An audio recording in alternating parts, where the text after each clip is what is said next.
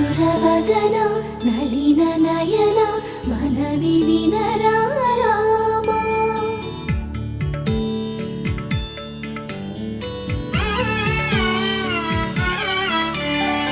రామ చక్కని సీతకి అరచేత గోరింట, ఇంత చక్కని చుక్కకి ఇంకెవరు మొగుడంట. రామ చక్కని సీతకి